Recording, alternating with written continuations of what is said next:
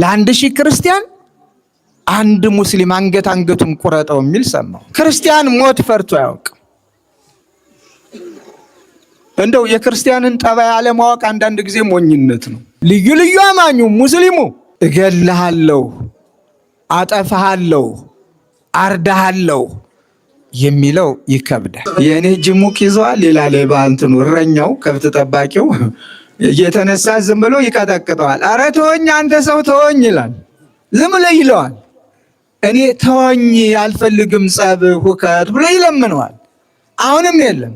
ታዲያ ይህን እጅ ሙቅ ይዟል መስሏል ይለና በለው ሲለው በቃው። አንዳንድ ወገኖቻችን ከኢትዮጵያዊው ማህበራዊ ኑሯችን ወጣ ያለ ያፈነገጠ እሰጥ አገባ አላስፈላጊ ፍከራ ሽለላ ይሰማልና ግዴላችሁም አይጠቅምም። እንዲህ አይነቱ እሳት ሁሉም ቤት ይነዳል፣ ግን አይጠቅምም፣ አይረባንም። ግፉን ቤቱ ይቁጠረው። ሌላውን ትተን እውነት ከሆነ ወገናዊ ፍቅር የተለየውን ጥላቻና ደም ማፍሰስ እርሱት እንላለን። እንደ ኢትዮጵያ ኦርቶዶክስ ተዋሕዶ ቤተክርስቲያን እርሱት። መዋያ ማደሪያ ማምለኪያ ስታሳጣችሁ እጆቿን ዘርግታ የተቀበለች የወደዳችሁትን አምልኩ ብላ ቦታ የሰጠች የኢትዮጵያ ቤተክርስቲያን ናት። ለዚች እናት ቤተክርስቲያን አንገትሽን እንበልሽ የሚለው አንገቷን ቁረጥ የሚለው መልካም አይደለም። አንድን ዘር አንድን ሀገር ከምድረ ገጽ ለማጥፋት ብዙ የተደረገባቸው ሀገሮች እኮ አሉ። ዝም ብሎ አሁን አለ አይደል የተፈጠርን የኔ ቢጤው አሁን መቀለጃ የሆነው ቄሱም ዲያቆኑም መነኩሴውም አባቴ እባክህ አይገባም ብለህ ምከረው፣ ካህኔ ላንተ አይገባም እንዲህ አይነት ብለህ አስተምረው። እናንተም በሞት ያፈርሰውን እያላችሁ አጠጥታችሁ ወደ ስካር አትጋብዙት። አስካሪውም እዚው፣ ሰካራም ባዩም እዚው፣ አደናቃፊውም እዚው፣ ተደናቀፍክ ባዩም አውጋዡም እዚው። ሁሉም መጠባበቅ እኮ አለበት። ማንም ማን የማይቋቋመው ቢያስሩት የታሰረበትን ማሰሪያ በጣጥሶ አለሁ የሚል ጀግና በምንድን ነው የወደቀ? ሁላችንም ክርስቲያኖች ጠበቅ እንበል። ምንም ነገር አያስደንግጠን፣ ምንም ነገር አያስፈራን፣ ለምንም ነገር ዥዋዥዌ አንጫወት። ክርስቲያን ፈሪ ነው ብሎ ሲናገር ሰማሁት። ክርስቲያን ብሎ ፈሪ የለም። እሱ ገና ንዑሰ ክርስቲያን። ልዩ ሃይማኖቶች፣ የልዩ ሃይማኖት ተከታዮች ከኢትዮጵያዊ ባህል ውጭ ከኢትዮጵያዊ ስርዓት ውጭ ኢትዮጵያውያን አባቶቻችን አላስተማሩንም። ልብ አድርጉ። በሃይማኖት እንኳ ተለያይተን አንድነትን አስተምረውናል። ሰላም መሆን አለበት። አሁን ሌሎችም እየናቁን ያለ፣ ሌሎችም እያጥላሉን ያለ፣ ሌሎችም እየገፉን ያለ ሰላማችንን እያጣን እርስ በርስ ስለምንካሰስ ነው። በሃይማኖታችን እንጽና፣ የራሳችንን ሃይማኖት እንጠብቅ፣ አናስነካ፣ አናስደፍር፣ የሌላም አንንካ፣ ድርድርም ግድድርም ሌላም ነገር ውስጥ አንግባ።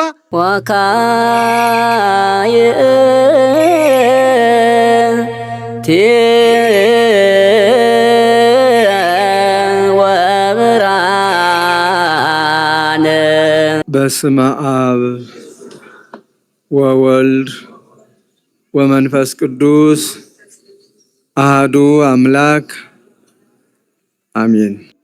በቅዱሳን ሐዋርያት በአባቶቻችን ጸሎት በምእመናን ኅብረት በፈቃድ እግዚአብሔር ከሶስት ደንጋይ በእመቤታችን ስም ታላቅ ቤተክርስቲያን ተሰርቶ በትናንትናው በዛሬው ዕለት የመጀመሪያዋ በእመቤታችን ስም የተጠራችዋ ቤተክርስቲያን ለተመሰረተችበት ለቅዳሴ ቤቷ በዓል እንኳን አደረሳችሁ።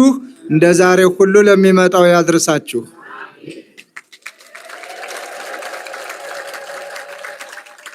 በድጋሚ እንኳን አደረሳችሁ።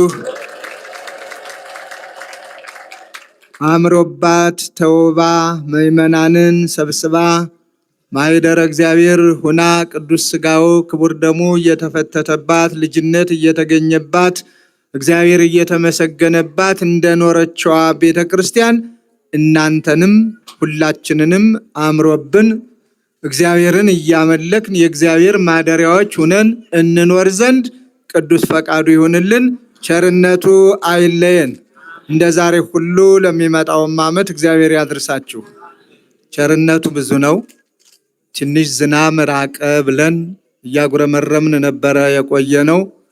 በገጠሩም በአንዳንድ ቦታ በከተማችንም ቢሆን ሰማዩ በደመና ተሸፍኖ ካሁን ሊዘንብ ነው ስንል ከነፋስ ጋር ተጋጭቶ አልፎ ሲሄድ እያየን ለምን እንዴት እያል ሁላችንም ስንተክዝ ነበረ።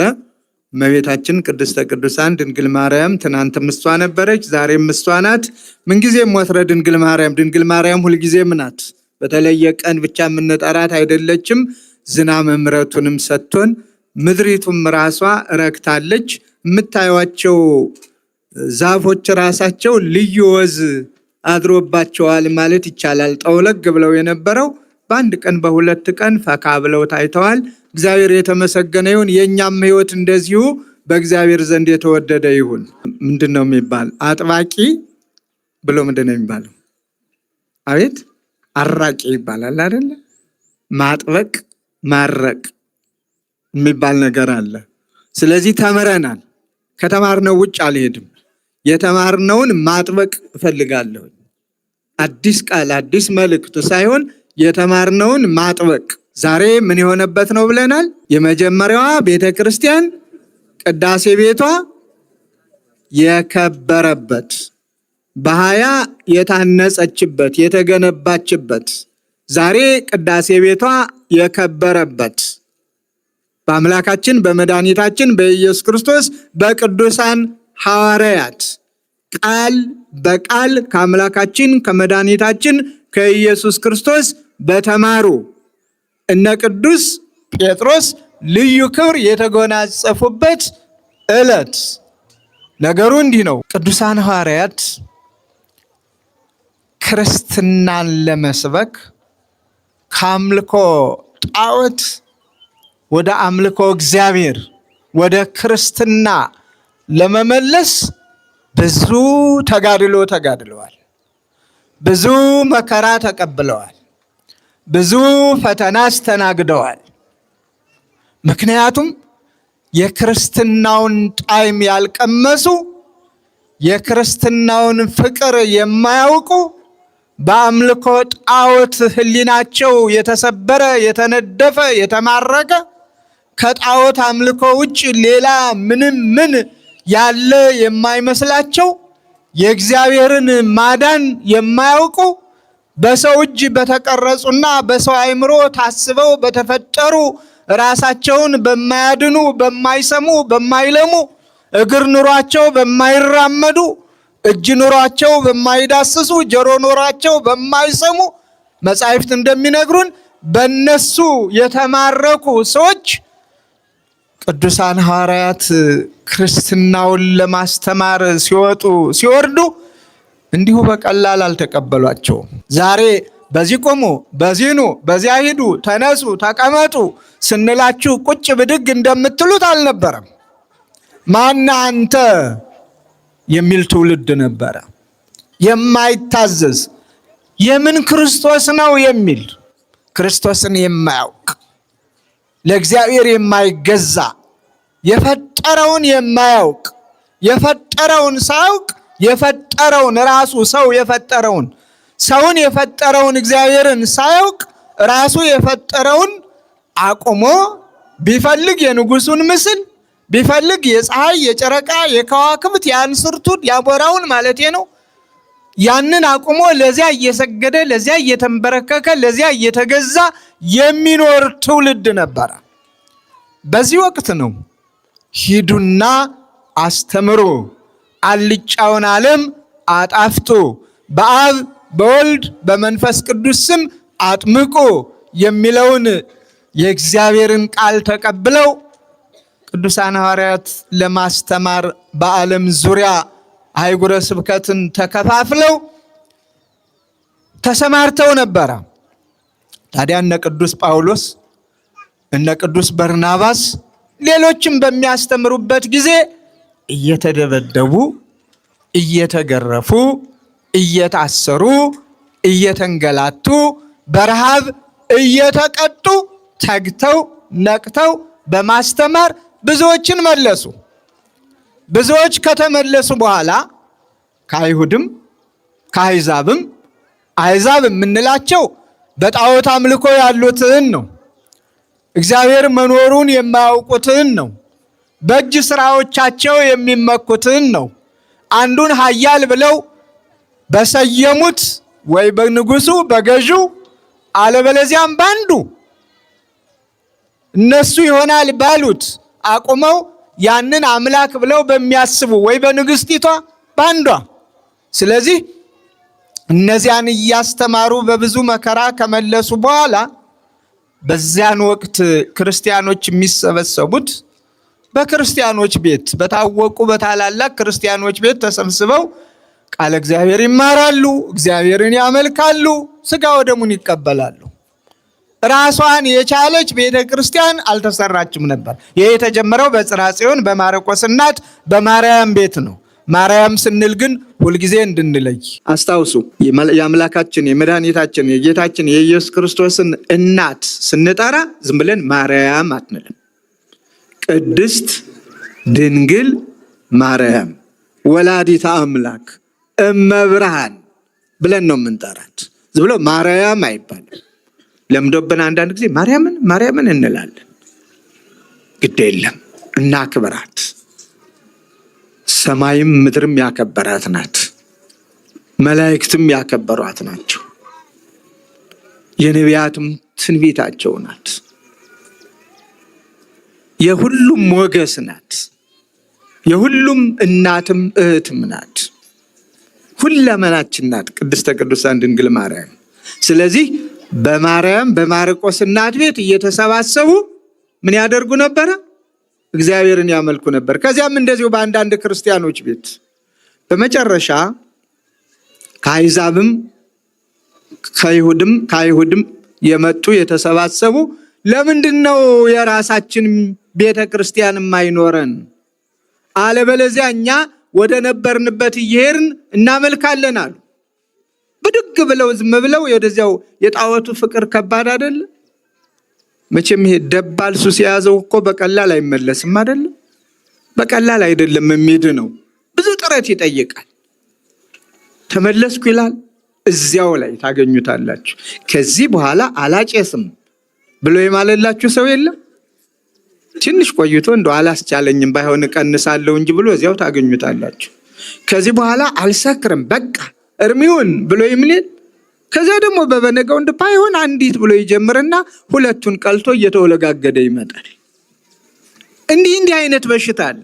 ከዚህ በኋላ በትዳሬ ላይ ሌላ አላይም፣ አላመነዝርም በቃ ብሎ ይምላል፣ ይገዘታል።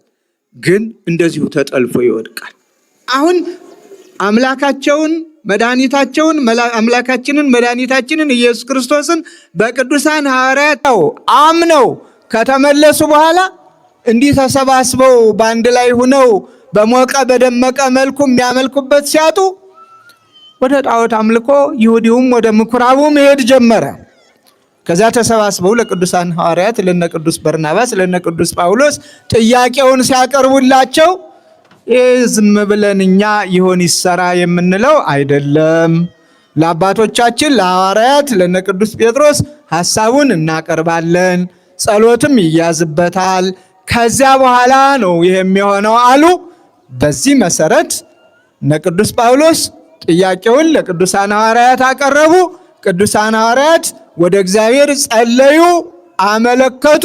ፈቃደ እግዚአብሔር ሆኖ ደንጊያ መሰብሰብ ሳያስፈልጋቸው፣ እጽዋት ከያቅጣጫው መሰብሰብ፣ መቁረጥ፣ መጥረብ ሳያስፈልጋቸው፣ ሌላ ቁሳቁስ የሚባል ነገር ሳያስፈልጋቸው በልዩ ታምር በሶስት ድንጋይ ቅድም በተነገረን መልኩ እንደ ሰም እየቀለጡ እንደ ላስቲክ እየተሳቡ እየተጎተቱ ጣራውም ግድግዳውም መሰረቱም ከሶስት ድንጋይ ተሰርቶ በልዩ ታምር በእመቤታችን ስም ቅዳሴ ቤቱ የከበረበት ዕለት ነው። ታዲያ ይህች ጥንታዊት ሐዋርያዊት ኦርቶዶክሳዊት ተዋሕዶ ቤተ ክርስቲያን ቃል በቃል የተማረችውን ያንን ተቀብላ አክብራ በመጽሐፏም ጽፋ ከትውልድ ወደ ትውልድ እያስተላለፈች ዛሬም እኔና እናንተ ዘንድ ደርሶ ይህንን በዓል እናከብራለንና እንድናከብር የፈቀደልን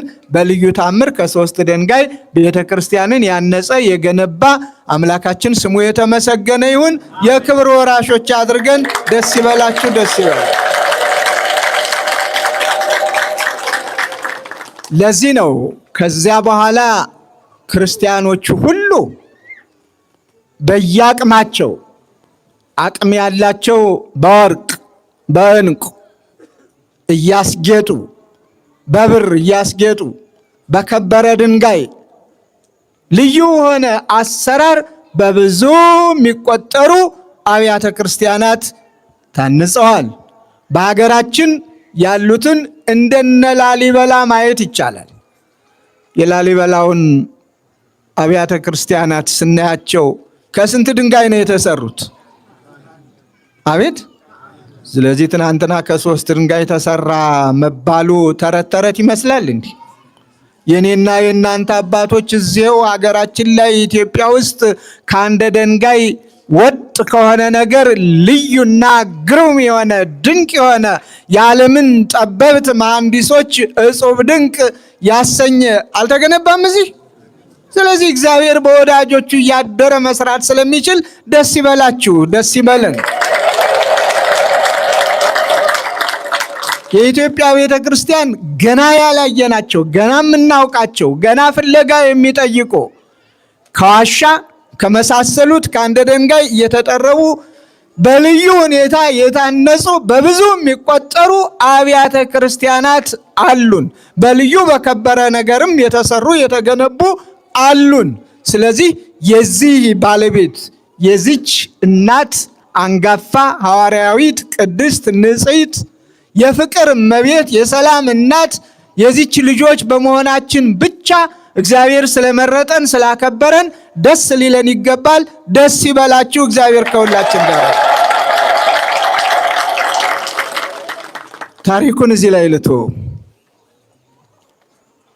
ታዲያ ዛሬ የዚች ታላቅ ሐዋርያዊት ቤተ ክርስቲያን ልጆች በመሆናችን የቅድስተ ቅዱሳን የድንግል ማርያም የአስራት ልጆች በመሆናችን ከሰው የእጅ ሥራ ርቀን እግዚአብሔር በፈቀደውና በወደደው ጥንትም በዘመነ ብሉይ በነ ሙሴ አድሮ ባስተማረው በሰጠው በታቦተ ሕጉ ስሙ በተጻፈበት በተቀረጸበት የመጀመሪያውም የመጨረሻውም ተብሎ ስመ እግዚአብሔር አንዳንዶች ሳይገባቸው ብዙና ብዙ ሲሉ ይሰማሉ። አንድ ሰው ከሰሞኑ ሲል የሰማሁትን በጣም ገረመኝ። ስለ ታቦት አንዱ ያወራል። ታቦቱን ሽጠውት ታቦቱን እንዲህ አድርገውት ነው የሚል እሱ። ታዲያ ያኛው መቀለዱ ነው በታቦቱ። ታዲያ የሚሸጥ ከሆነ ታቦት ምን ያደርግላችኋል ይላል። ልክ ነበር መልሱ። የታቦቱ አለው እንዴ? ለምን ክርስቶስ ተሸጠ? ታዲያ እሱስ ክርስቶስ ምን ያደርግለታል? ታቦት የሚሸጥ ነው አያደርግላችሁም ካለን አምላካችን ኢየሱስ ክርስቶስም እኮ ተሸጠ፣ ያውም በ30 ብር። ከዚያም በፊት ዮሴፍ ተሸጠ፣ የክርስቶስ ምሳሌ ሆኖ። ታዲያ ክርስቶስ ምን ያደርግልናል? የሚሸጥ የሚለወጥ ተብሏል እንዴ? ምን ያደርግልናል? የሚገረፍ የሚንገላታ የሚሞት ተብሏል እንዴ? ማየት መጨረሻውን ነው። በሞቱ ሞትን ድል አድርጎ መነሳቱ የማይታያቸው እዚያው ደካማ አስተሳሰባቸው ላይ ነው የሚቀሩ።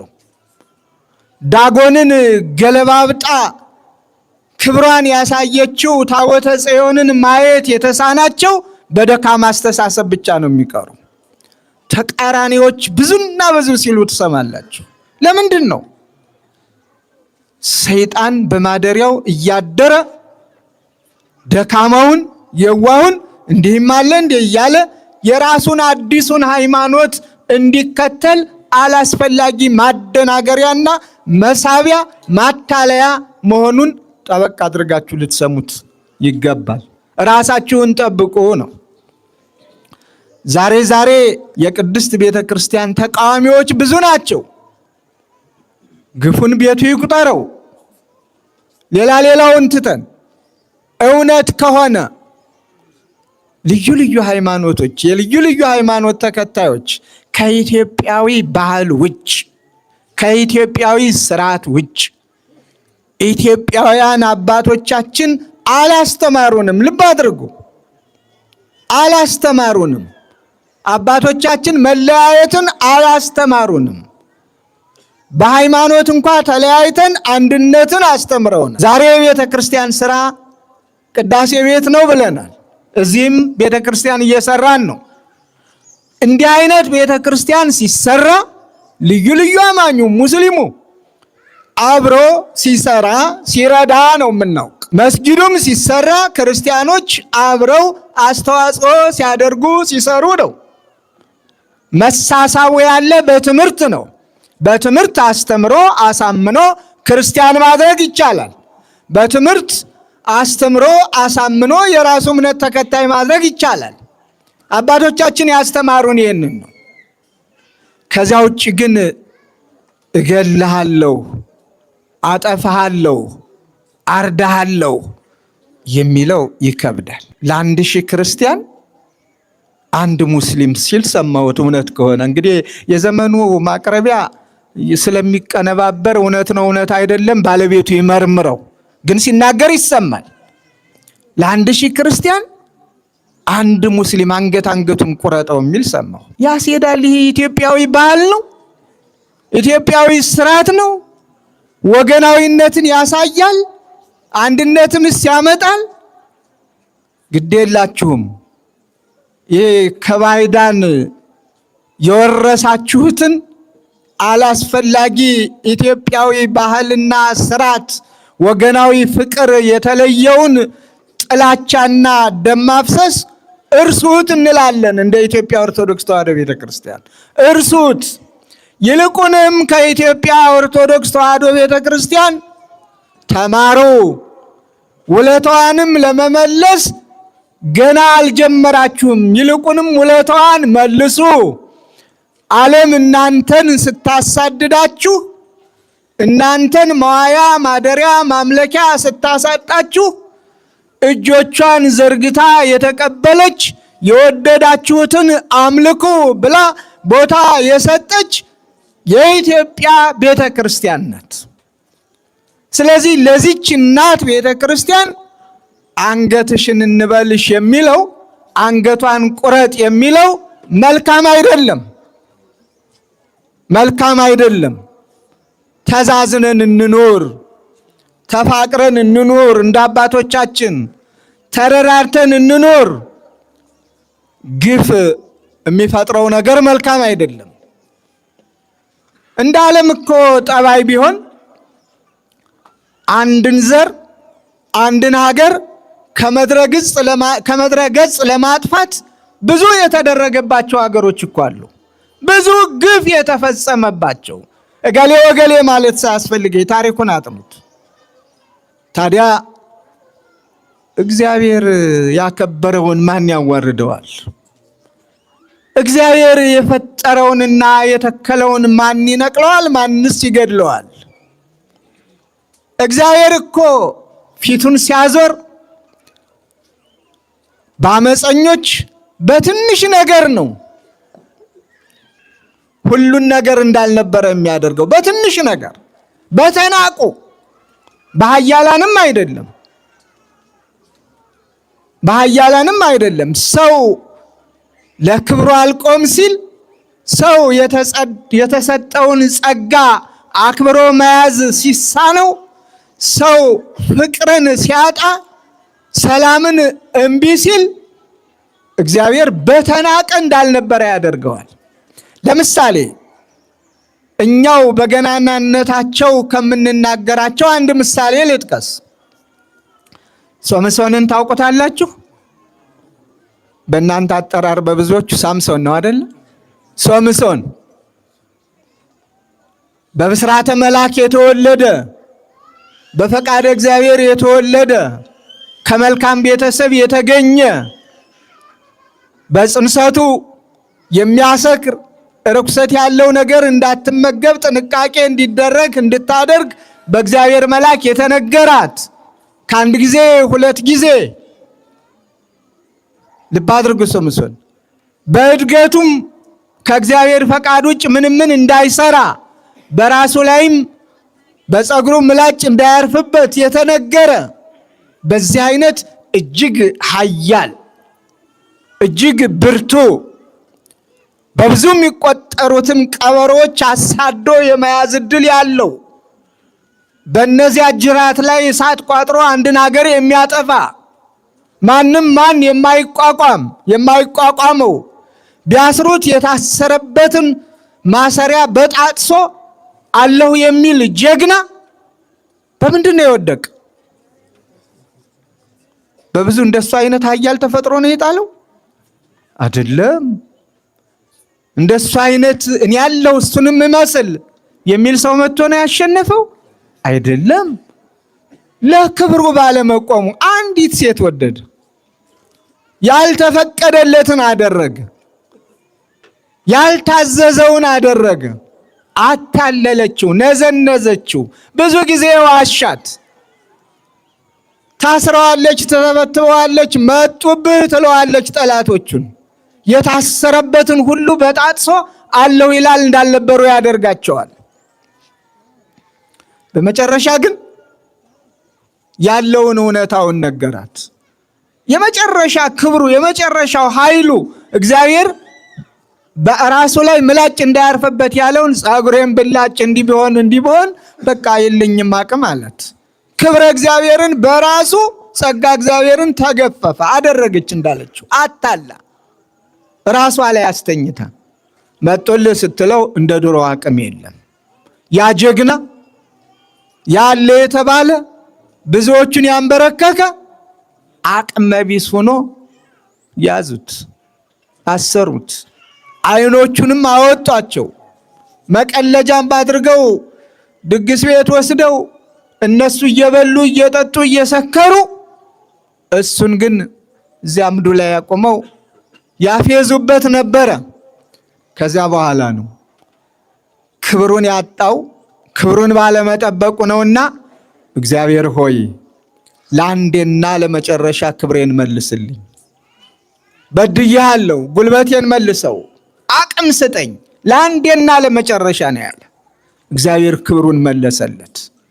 ሲቀልዱበት የነበሩትን መሳፍንትና ኃያላን እየበሉ እየጠጡ ምድር ወግጄ የሚሉትን እግዚአብሔር ለምን ያሉትን በመብታቸው በስልጣናቸው እንደያዙት የቆጠሩትን የያዘውን ምሰሶ ግራና ቀኝ አይደለም በሰው እጅ በምንም ይነሳል የማይባለውን ገለባብጦ አብሮ እሱም ተሰናበቱ ይላል። ልብ አድርጉ። እግዚአብሔር ስንፈራው ነው መልካም።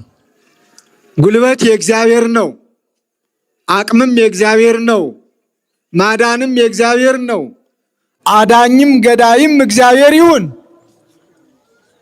ገዳይ ተብሎ ለእግዚአብሔር ባይነገርም ያለ እግዚአብሔር ፈቃድ አንዳች ነገር ማድረግ እንደማይቻል ማመን ይጠይቃል።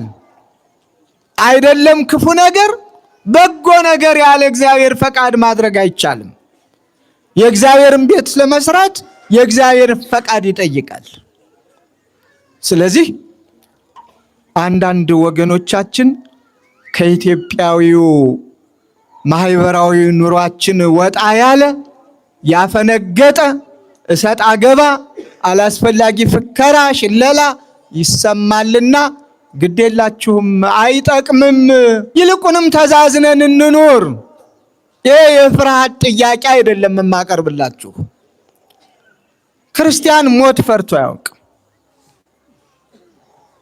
እንደው የክርስቲያንን ጠባይ አለማወቅ አንዳንድ ጊዜ ሞኝነት ነው። ዝም ብሎ አሁን አለ አይደል የተፈጠርን የኔ ቤቴው አሁን መቀለጃ ይሆን ነው። ቄሱም ዲያቆኑም መነኩሴውም ትንሽ መባለይቱ አሸንፎን እንዲሁ ወደቅ በልግ ስንል በቃ አለ አይደለ ያንን እያየ ሰው እንደዚያ ይመስለዋል። ግድ የላችሁም ይሄንን እርሱት።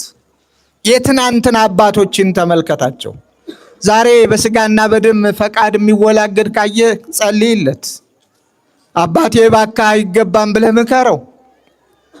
ካህኔ ላንተ አይገባም እንዲህ አይነት ብለህ አስተምረው። እናንተም በሞት ያፈርሰውን እያላችሁ አጠጥታችሁ ወደ ስካር አትጋብዙት። አስካሪውም እዚው፣ ሰካራም ባዩም እዚው፣ አደናቃፊውም እዚው፣ ተደናቀፍክ ባዩም አውጋዡም እዚው። ሁሉም መጠባበቅ እኮ አለበት።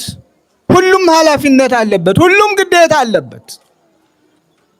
ክርስቲያናዊ ጠባይ ጠልፎ መጣል አይደለም፣ ማዳን ነው፣ ማንሳት ነው፣ እንዲያገግም ማድረግ ነው፣ ለክብር ማብቃት ነው።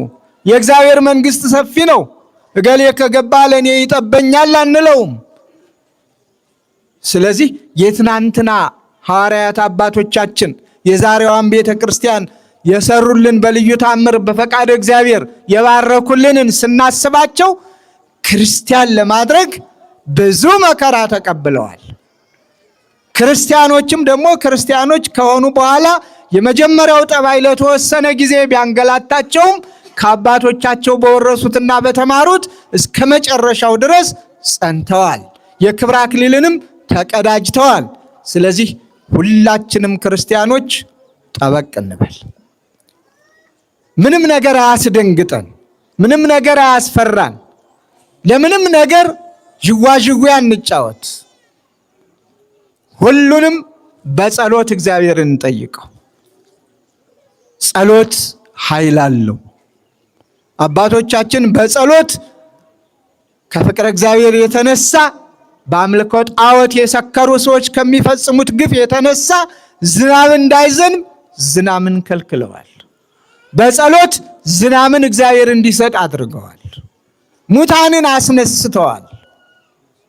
ገደልናቸው የተባሉትን ሙታንን አስነስተዋል። አይደለም በቃል በእግዚአብሔር ስም አስከሬናቸውን እንኳን በመንካት ብዙ ሙታን ተነስተዋል። ይህንን እግዚአብሔር የምናመልክ ሰዎች በጊዜያዊ ነገር በመደናገጥ በመሸበር ለፌ ወለፌ ማለቱን ሁሉም አቁሞ ለሃይማኖቱ ይጽና። ስለዚህ በልዩ ልዩ ሃይማኖት ያላችሁ ዘመኑ በፈጠረው ምንድነው የሚባለው? አቤት ማህበራዊ ሚዲያ ግዴላችሁም በሱ መልካም ስራ እንስራበት፣ በጎ ስራ እንስራበት። ለሀገራችን እድገት የሚያመጣውን ወገን የሚረዳዳበትን ከችግሩ የሚገላገልበትን ከረሃብ አለንጋ በረሃብ አለንጋ መገረፉ አቁሞ ሰርቶ ጥሮ ግሮ በወዝህ ብላ የተባለውን አምላካዊ ቃል የሚፈጽምበትን እንጠቀምበት። ከዛ ውጭ ሌላው መልካም አይደለም። ምንድነው የሚባለው አለ እንዲያ ሲል የኔ እጅ ሙቅ ይዘዋል መስሎሃል ወይ ይባላል አይደል? ምን ማለት ነው? አቤት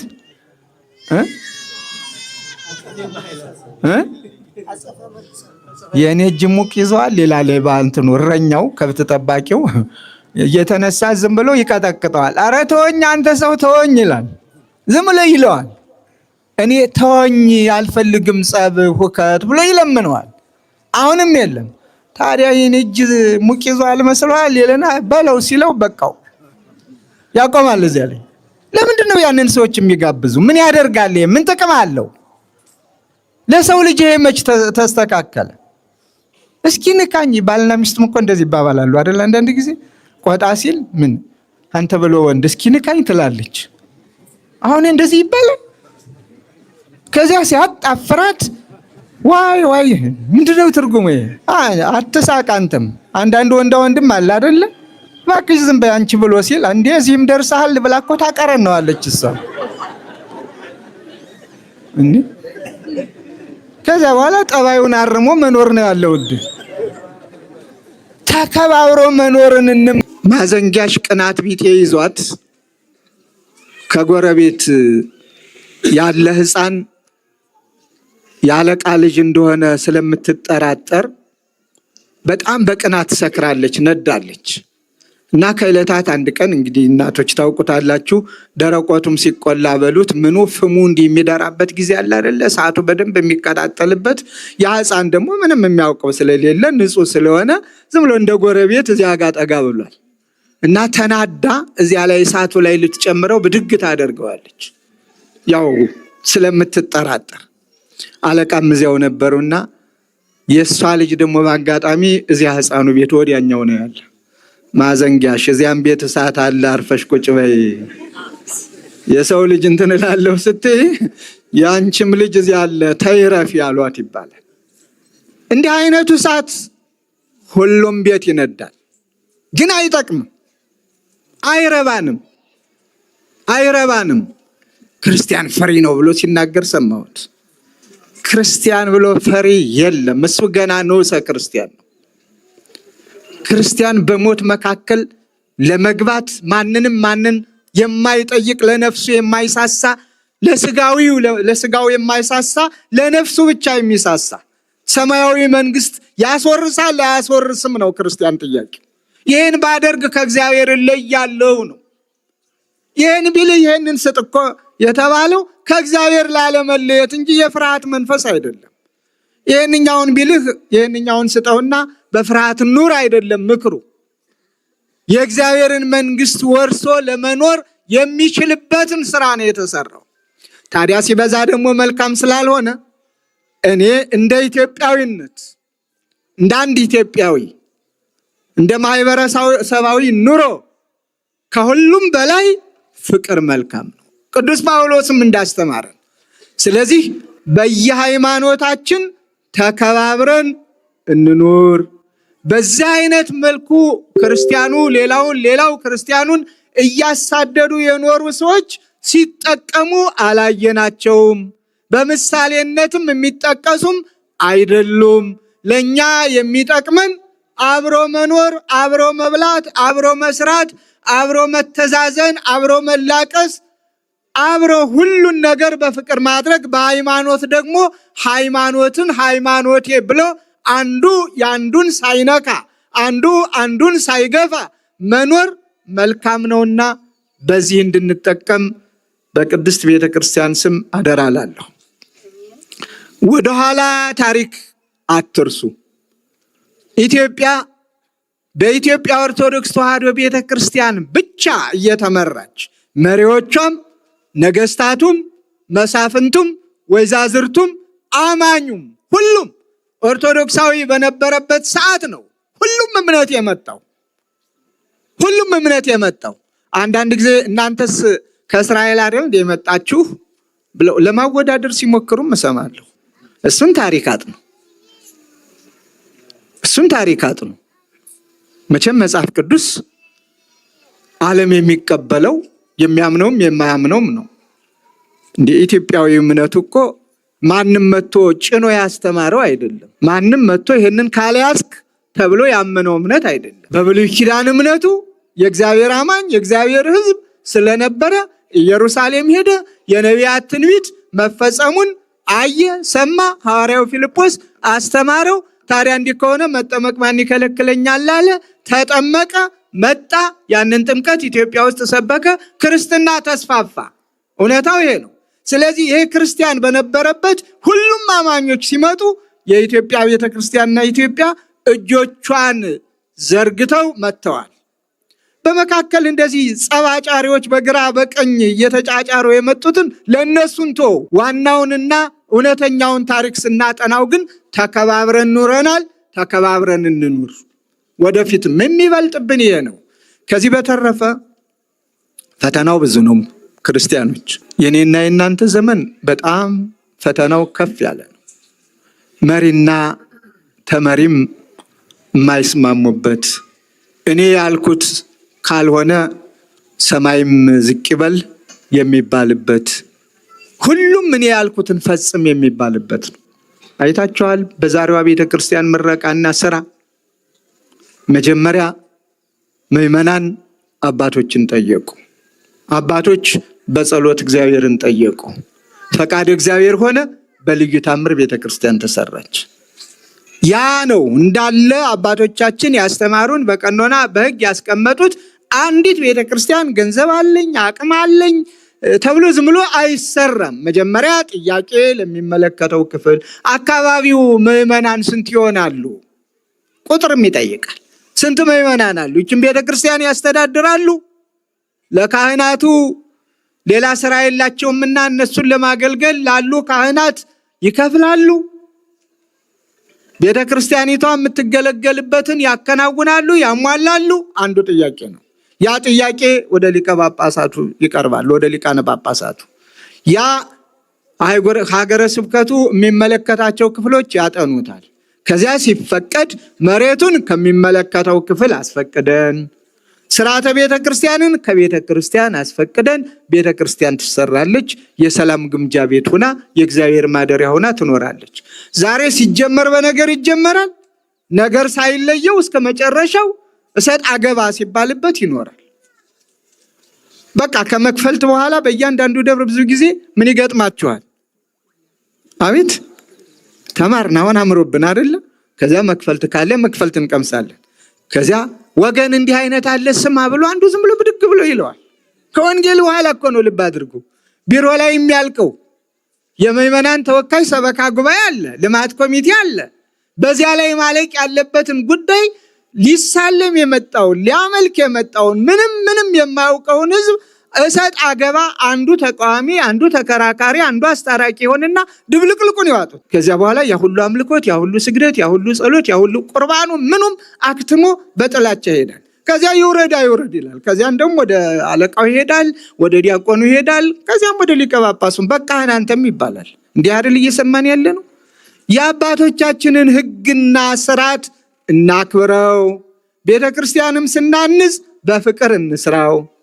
ይቺ ቤተክርስቲያን ሁሉን የምትወክል ቤተክርስቲያን ናት። እንደምታዩት የሀገረ ስብከቱ መንበረ ጵጵስና ነው። ዓላማው በተደጋጋሚ ነግሬያቸዋለሁ። ይህ ቤተክርስቲያን ምዕመናን የሚያመልኩበት ቦታ ጠቦ ለዚያ ተብሎ ብቻ የተሰራ አይደለም። ምስጢራት መፈጸሚያ ነው። አንዱ ዲያቆናት ዲቁና የሚቀበሉበት፣ ቀሳውስት ቅስና የሚቀበሉበት። አዲስ ቤተክርስቲያን ሲሰራ ታቦተ ሕጉ እዚህ ከብሮ አዲስ ለሚሰሩ ለአዳዲስ አብያተ ክርስቲያናት የሚሰጥበት፣ በአጠቃላይ ምስጢራት የሚፈጸምበት ቤተክርስቲያን እዚህ ላይ መሰራት አለበት ብለን ጥያቄ አቅርበን የዛሬ ስንት ዓመት መሆኑ ነው? ወደ 11 አስቡት። በ2009 እናንተ ደምሩት። 2009 ላይ ጥር ወር ላይ ነው፣ ጥር 9 የተቀበልነው ነው። ከዚያን ጊዜ ጀምሮ እዚህ ቦታ ላይ ኮሽ ሲል ሰምታችሁ ታውቁታላችሁ። ምዕመናን ደስ ብሏቸው መጥተው ቃለ እግዚአብሔር ተምረው ከዚያ በኋላ መክፈልት ካለ ቀምሳችሁ ነው አይደል የምትሄዱት። ልመና እንኳን ሰምታችሁ ታውቃላችሁ? ብዙ የሚንጋጋ ኮሚቴ ሰምታችሁ ታውቃላችሁ? 9 የኮሚቴ አባላት አሉን። ድምፃቸው የማይታወቅ የማይሰማ፣ መልካቸው ይሁን የማይሉ፣ ሌት ከቀን ብቻ የሚሰሩ፣ ሙሉ ጊዜያቸውን ቤታቸውን ንብረታቸውን ትተዋል ማለት ይቻላል። ዛሬ የጎደለ ዛሬ እንዲሆነ የሚሉ እነሱ ናቸው። እኔ ከላይ ባለው ዝም ብሎ ያዘው ልቀቀው በምለው ነው እንጂ ትልቁን ስራ የሚሰሩ ኮሚቴዎች አሉ። እዚህ ትልቁን ስራ የሚሰሩ በዚህ በቢሮ አሉ። እሱን አንድ ቀን እንገልጠዋለን። ግን ሰይጣን እንዳይቀና ሽፍን እንዳሉ እንደተከደኑ እንዲዘልቁ ነው እኔ የምፈልገው። እንደው መናገርም አልፈልግም። መቼም ሰይጣን ትንሽ መግቢያ አይደለም የሚፈልግ። እኔም ልስራ ብሎ እኮ ይመጣል ሲፈልግ። ያ ማነው ስሙ የዚህ የገብርኤል ቤተክርስቲያን ሲሰራ አሁን ነው አይደል? ስሙን አስተካክሉት። አዎ ሽማግሌ ነው፣ በጣም ሽማግሌ እና ሰርቼ መብላት እፈልጋለሁ አለ። ኧረ እኔ ጦርሃለሁ አለው። ቤተክርስቲያኑ የሚያሰራው አንድ የእግዚአብሔር ሰው ነው፣ የገብርኤል ወዳጅ።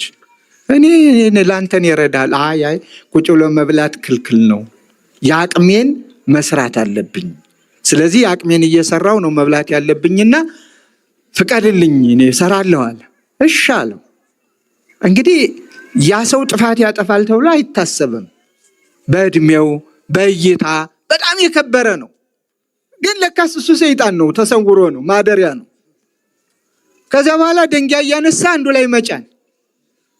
ውሃ ውድ ነው፣ ከሚጫንበት ያመላልስና ውሃው ልክ ህንፃው ላይ ሲደርስ ይደፋዋል፣ አገልግሎት እንዳይሰጥ ምንጩ እስከሚደርቅ ድረስ። መጨረሻ ላይ ደግሞ አቀብለኝ ሲል ወደ ላይ ይወስድና አንዱ ሰራተኛ ላይ ይጥልበታል፣ ይሞታል። ኋላ ምን ይላል ሂዶ? ይኸው እንዲህ የሚባል ሰው ቤተክርስቲያን አሰራለሁ ብሎ ድርሳነ ገብርኤል ላይ ነው አንቡት። አሰራለሁ ብሎ እንዲህ ይኸው ሰው ሙቷል፣ ገሏል፣ እንዲህ አድርጓል ብሎ ከሰሰው። ልብ አድርጉ፣ ተስፋ ለማስቆረጥ። በኋላ ግን እግዚአብሔር ድንቅ ነው። በመልአኩ በቅዱስ ገብርኤል አማላጅነት እነሆ ያ ሰይጣንነቱ ተገለጠ፣ እሱም አፈረ፣ ቤተክርስቲያኑም ተፈጸመ። እና አንዳንድ ጊዜ እንሰራለን ብለው ገብተው የሚበጠብጡ የሚያደናግሩ ሁከት የሚፈጥሩ የሌለ ስም የሚፈጥሩ ብድግ ብሎ በቃ አንድ ስም ይሰጣል። ከዛ በኋላ ደግሞ ያንን አሉ እያለ ያዳርሰዋል። ለአንዱ መንገር ብቻ ነው። አረ እንዲህ ነው አሉ ሰምተሻል? አረ እንዲህ ነው አሉ ሰምተሃል? መነሻ የለውም። አሉ ያለውን የት ነው የሆነው? ማን ነው ያደረገው? እስኪ ንገረኝ፣ እስኪ አሳየኝ ብሎ አድራሻ የለውም። ያም ሰው እየተመልሶ ቢጠየቅ እኔም እኮ አሉ ነው የሰማሁ ነው የሚለው። እና ካሉታ ነፃ መሆን። ለዚህ ነው እኛ ኮሚቴው በእውነት እግዚአብሔር ፈቅዶ እዚህ ደረጃ ደርሰናል። ሰሞኑን አይታችሁት ይሆናል ፍኖተ መስቀሉን በምድረ ኢየሩሳሌም የምናገኘውን አምላካችን መድኃኒታችን ኢየሱስ ክርስቶስ ለእኛ ሲል የተቀበለውን ጸዋትወ መከራ የሚያሳየውን መስቀሉን ተሸክሞ እስከሚሰቀልበት ድረስ የተጓዘውን የመከራ መንገድ ከዚህ ለማሳየት ተጠርጎ ታርሶ ተቀምጧል። አይታችሁታል ብዬ አስባለሁኝ። ሰሞኑን 3 ሚዲያዎች የሀገረ ስብከቱ ባህር ዳር ሀገረ ስብከት በሚለው ዋካ ብርሃን፣ ፈለገ ገነት የሚባሉ ሚዲያዎቻችን አሰራጭተውታል። ተመልከቱት፣ ደስ ይላል። ስለዚህ ለበጎ ስራ እንነሳሳ። የትኛውም ቤተክርስቲያን ሰላም መሆን አለበት። አሁን ሌሎችም እየናቁን ያለ፣ ሌሎችም እያጥላሉን ያለ፣ ሌሎችም እየገፉን ያለ ሰላማችንን እያጣን እርስ በርስ ስለምንካሰስ ነው። እርስ በርስ ስለምንበጣበጥ ነው። አንድነት ከጎደለ በቃ ለሌላው በሩ ክፍት ነው። አንድነት ካለ ግን አንድነት ነው። ተከብሮ መኖር ይቻላል። ተፈርቶ መኖር ይቻላል።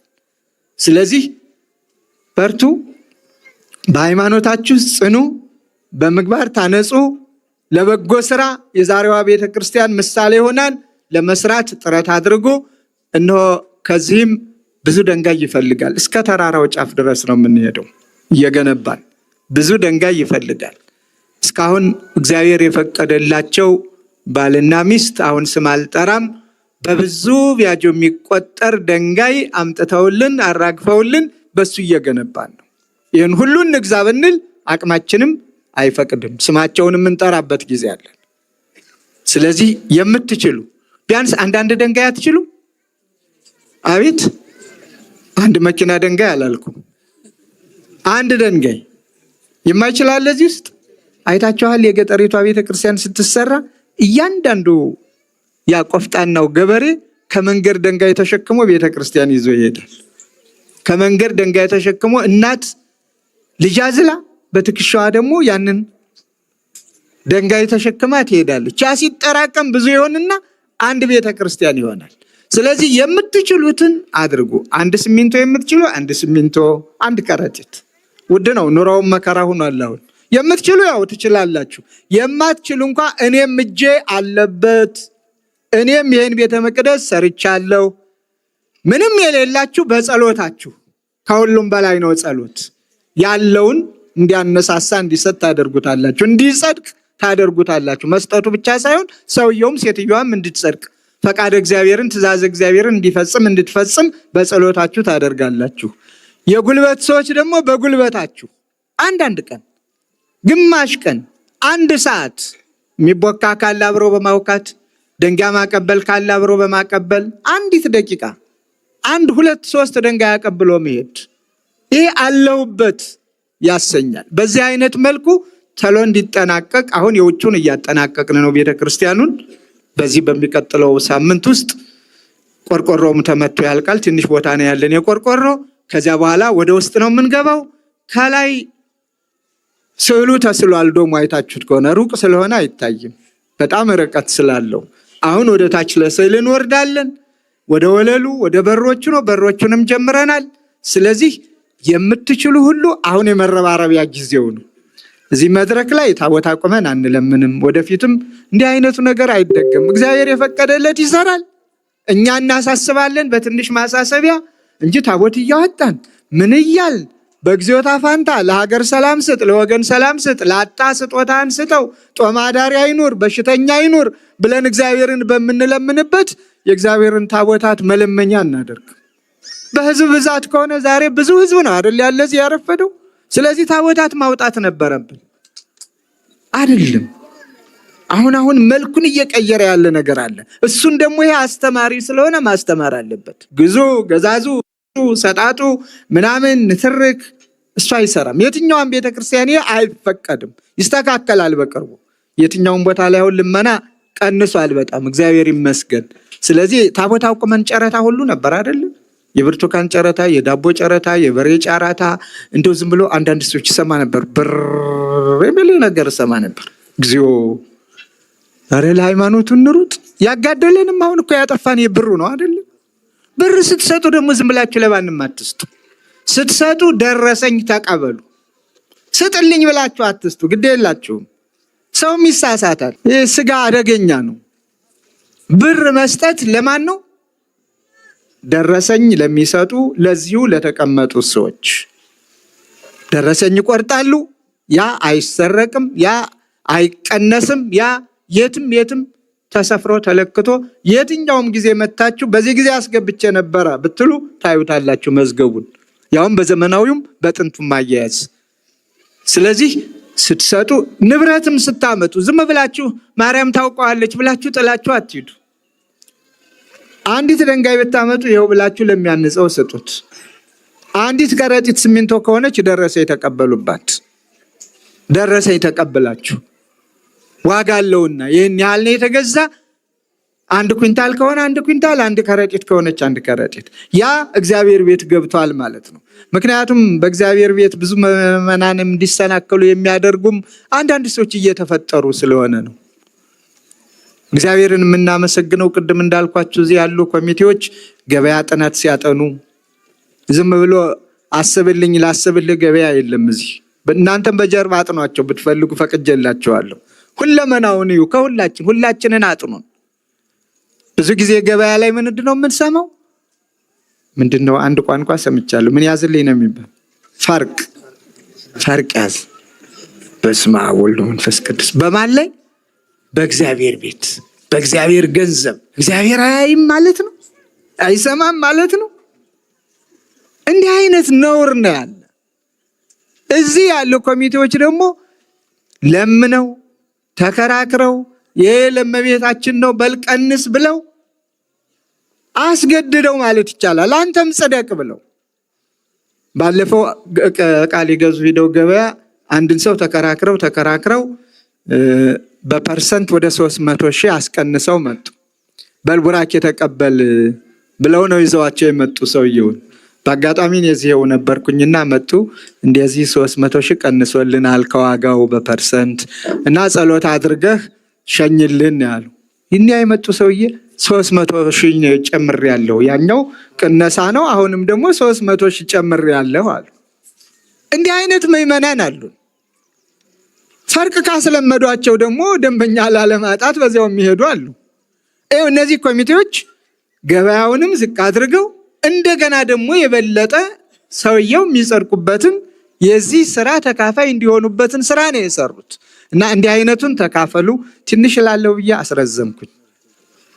በአጠቃላይ ዛሬ ቅድስት ቤተ ክርስቲያን በትናንትናው ዕለት ታንጻ በፈቃድ እግዚአብሔር በልዩ ገቢረ ተአምራት በዛሬው ዕለት የተመረቀችበት በእመቤታችን ስም የተጠራች ቅዱሳን ሐዋርያት ተሰባስበው ቅዳሴ ቤቱን ያከበሩበት አምላካችን ቅዱሳን ሐዋርያትን ሰብስቦ የልጇን የወዳጇን ቤት የባረከበት ቀደሰ ተብሎ ቅድም ተነግሯል። አነጸ ተብሎ ቅድም ተነግሯል።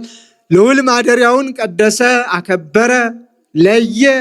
ከዚህ ከዓለሙ ጠባይ ከምኑ ለይቶ አክብሮ ስሙ የሚጠራበትን ክብሩ የሚወረስበትን የሚሰራ ልዑልና ግሩም ድንቅ አምላክ አለንና የዚህ ግሩምና ድንቅ አምላክ ልጆች እንደመሆናችን በሃይማኖታችን እንጽና። የራሳችንን ሃይማኖት እንጠብቅ። አናስነካ፣ አናስደፍር፣ የሌላም አንንካ። ድርድርም ግድድርም ሌላም ነገር ውስጥ አንግባ።